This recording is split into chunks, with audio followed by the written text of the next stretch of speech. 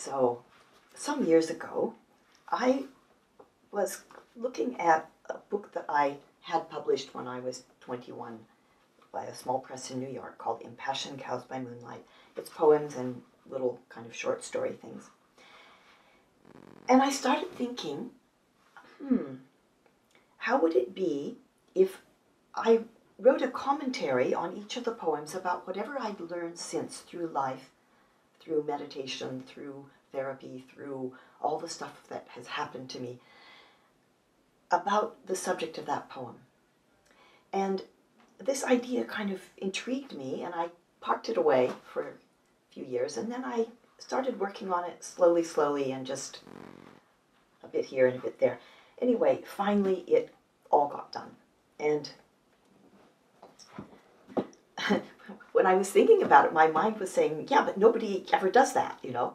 And I realized that's a very good reason to do it rather than a reason not to do it.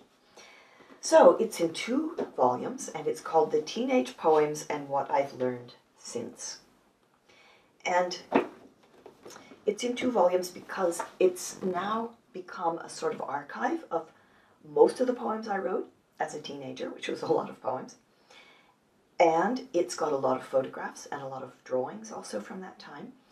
It's got memoir in it because I found that when I started making a commentary about what I'd learned, I also had to tell the story of all that was happening. And it was pretty exciting because it was the 60s and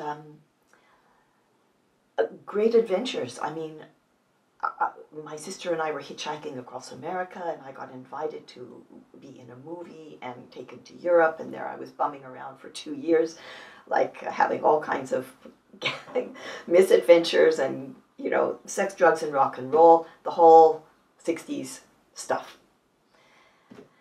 And I was writing all the time. And